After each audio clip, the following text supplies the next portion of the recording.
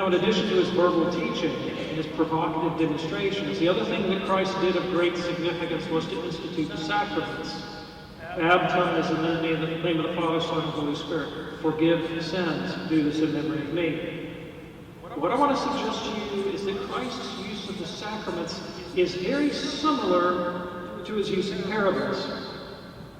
The purpose of the sacrament is not to expound the faith, but to elicit it, to evoke it, to demonstrate it. The sacramental mode has this power about it, that it works at a level beyond mere verbal description.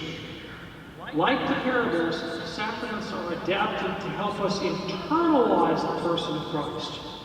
But how? As Catholics, we understand that the sacraments are supernaturally powerful tools to transform our lives. They're not merely symbols.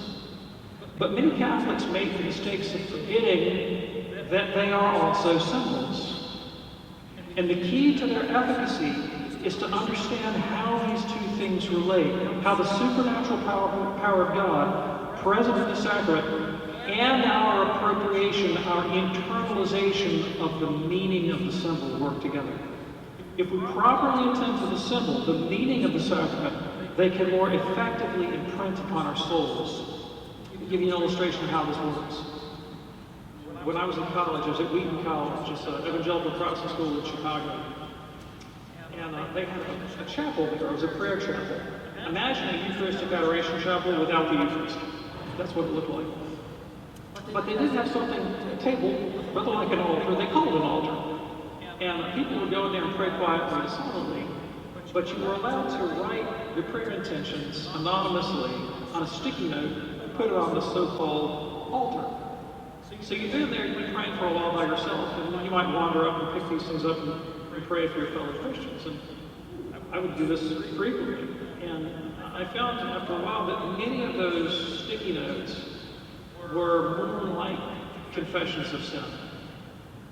They were, I'm struggling with this sin, please help me. I have this weakness, please pray for me.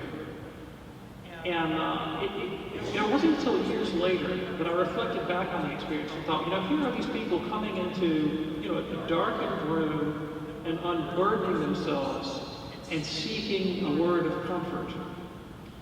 Wouldn't it be nice if God could whisper to you, it's okay, I've got this.